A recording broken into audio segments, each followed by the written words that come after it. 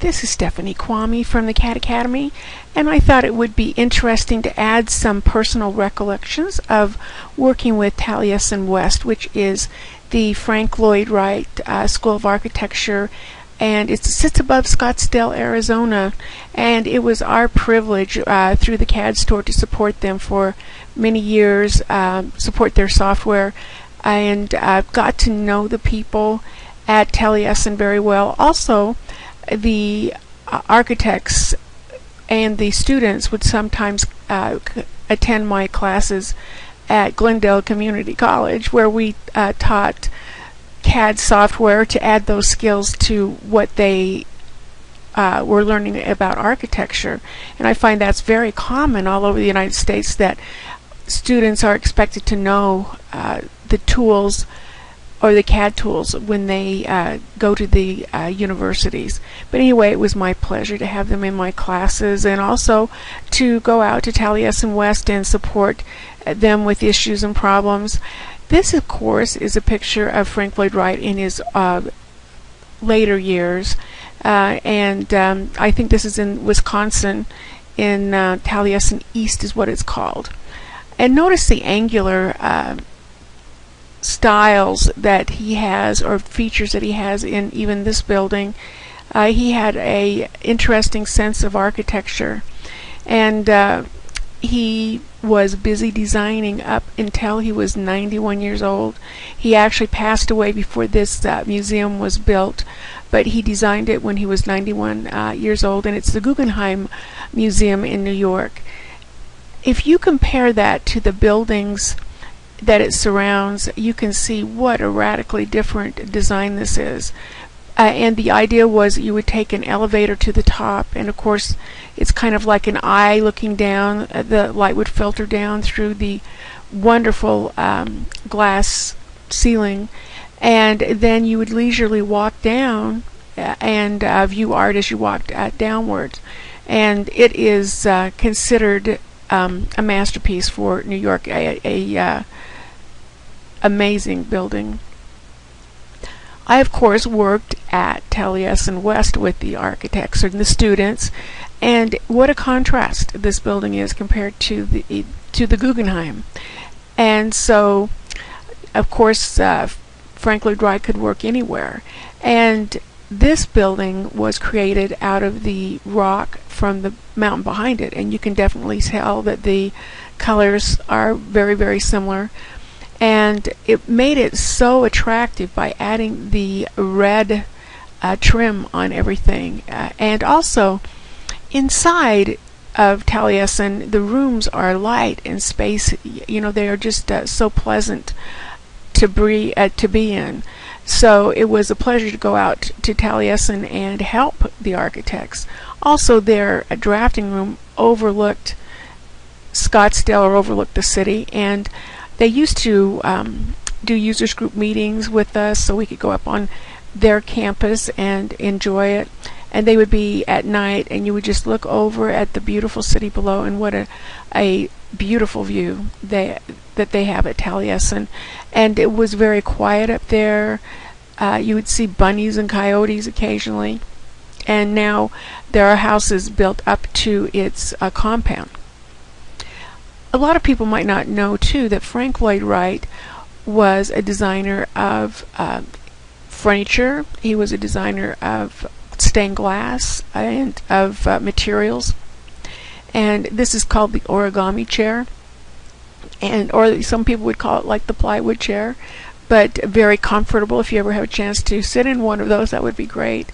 And of course, this is an example of stained glass, and this is something that they gave me from Taliesin West, and this is a little hand-signed card that sits there at the bottom, which was very thoughtful and very nice of them. And that's what the whole foundation is out there. Probably one of they are the nicest and most thoughtful people that you will find.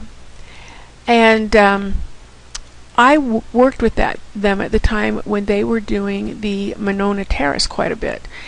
And what happened is Frank Lloyd Wright was from Wisconsin, and he wanted this to be the community center.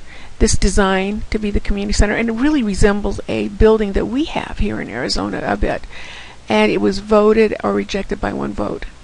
Then in 1992, the city recognized the importance of their heritage and renewed their interest in building it, and the Taliesin West got together and they did create the drawings, and we got involved when they were doing walkthroughs of this, because we were helping them with network rendering and whatnot, because I have had people on staff that were very good with that as well.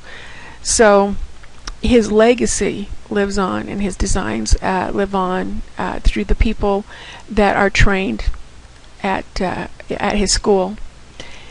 And some of the more interesting buildings is this is called a Prairie House, and he came up with a design to build less expensive, but not like the same houses, but more repeatable. And there was a magazine article published concerning his Prairie House style, and in it also thanked the company that I used to work with for their CAD product that helped them.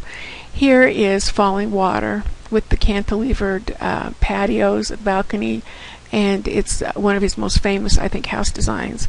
And this is the Emperor Hotel in China, or in Tokyo, and it is now demolished. But this was the one that survived an earthquake, and he went over budget, and he put in a reflection pond, and he said, we've gone over budget, but when you have an earthquake, this building will stand, and you'll use the water from the reflection pond to put out the fires of the buildings surrounding it. And that's what happened. It's kind of interesting out on the campus that students go out and build enclosures. And you can see some very unique enclosures. They have plenty of space out there in the desert.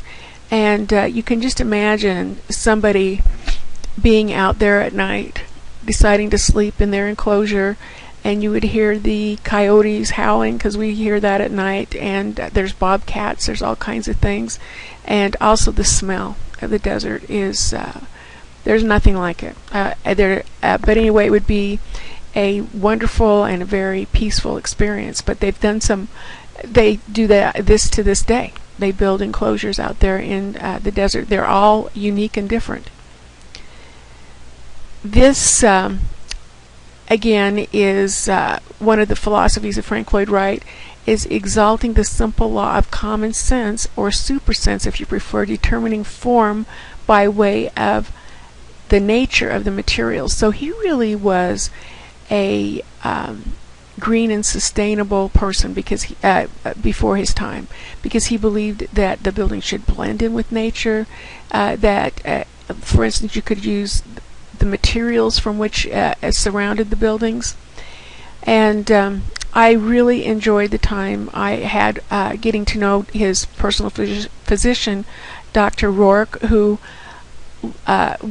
his goal, even though he was a doctor, was to do a graphics or a little video on the Capitol. He had designed for Arizona, which would have been like the Taj Mahal. It would be just absolutely gorgeous. And on cantilevered, designed for the when people come through and visit Taliesin West. But they do have visiting hours. If your school has a chance, would definitely be a great experience to go visit Taliesin West.